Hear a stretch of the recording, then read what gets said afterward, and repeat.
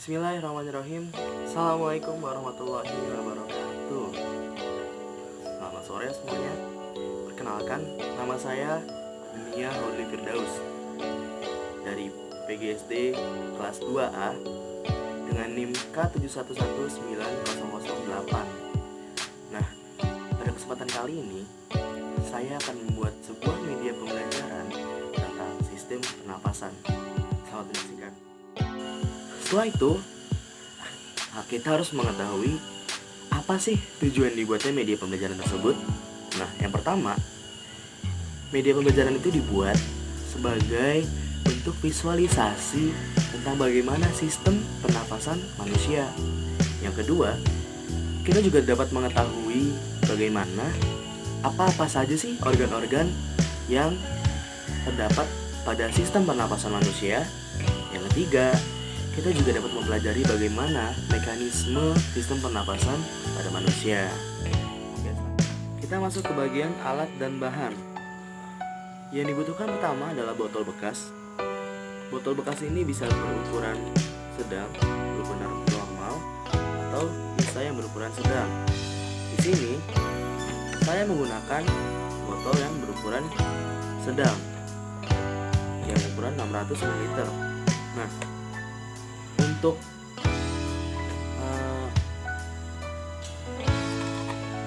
model pembelajaran sistem pernafasan yang dibutuhkan hanya bagian atasnya saja, sedangkan bagian bawahnya tidak dipakai. Nah, selanjutnya kita mempunyai dua balon kecil yang fungsinya sebagai paru-paru. Di sini kita menggunakan balon kecil sebagai ilustrasi pengganti paru-paru, dan ada sedotan yang diilustrasikan sebagai rongga dada dari pangkal sini hingga ke bawah. Penutup botol yang difungsikan sebagai tenggorokan. Ya, kita langsung saja. Dan selanjutnya ada balon gede. Balon gede ini diilustrasikan sebagai diafragma di bagian bawah untuk menutupi botol. Bagian bawah botol ini saya telah mengisolasi, telah menempelkan antara balon kecil dengan sedotan seperti ini. Lalu kita rekatkan keduanya. Ya, kita rekatkan balon kecil ini yang sudah diisolasi, rekatkan keduanya.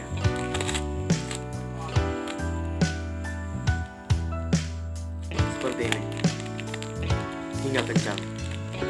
Soalnya kalau tidak kencang, balon tidak akan bereaksi terhadap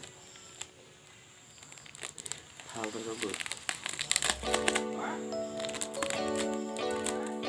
Ya, sudah rekat seperti ini.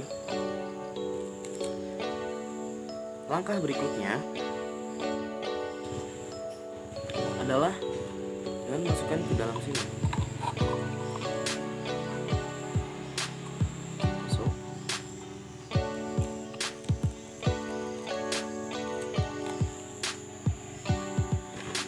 Dan tutupkan dengan tutup botol.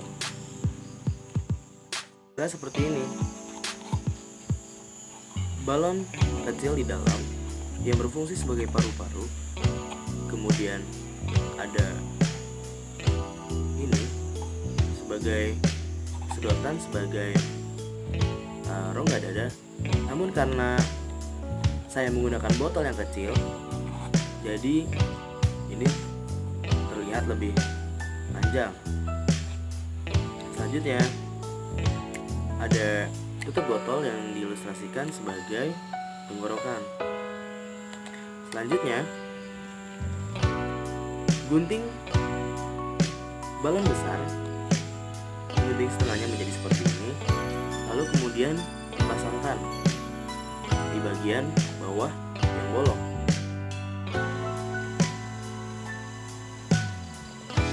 Agar lebih bekerja secara optimal, sebaiknya direkatkan lagi di bagian bawahnya. Rekatkan sudah jadi seperti ini. Kita lihat bagaimana reaksi selanjutnya. Ketika kondisi normal, balon mengempis. Ketika kondisi diam, balon mengempis. Lantas apa sih yang terjadi ketika saya menarik balon yang bagian bawah ini yang diilustrasikan sebagai diafragma? Apakah yang akan terjadi terhadap balon kecil ini, balon yang terdapat di dalam botol ini yang diilustrasikan sebagai paru-paru? Ya, kita lihat apa yang terjadi. Ya, dari yang awalnya kempis, ketika ditarik diafragmanya, ketika ditarik bagian bawahnya, menjadi berisi. Ya, walau tidak jelas, tapi saya melihat bagaimana pergerakannya menjadi lebih mengembang. Nah, balon ini awalnya kempis ketika tidak ada terjadi penarikan ke bawah. Ketika saya tarik diafragmanya, balon ini akan mengembang. Ya, saat balon ditarik, maka balon yang berada di dalam menggelembung. Kondisi ini terjadi karena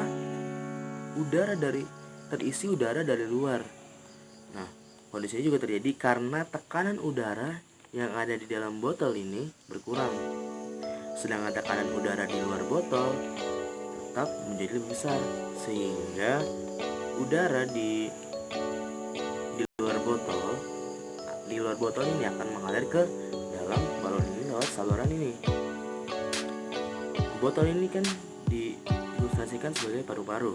Nah, proses ini disebut yang namanya sebagai inspirasi. Nah, setelah ditarik, saya kembalikan lagi botol ini seperti keadaan semula, dan balon yang ada di dalam mengempis. Nah, kenapa? Karena tekanan udara di luar berkurang, sehingga udara yang berada di dalam balon, yang berada dalam botol, mengeluarkan udara keluar. Nah, hal ini dinamai sebagai ekspirasi.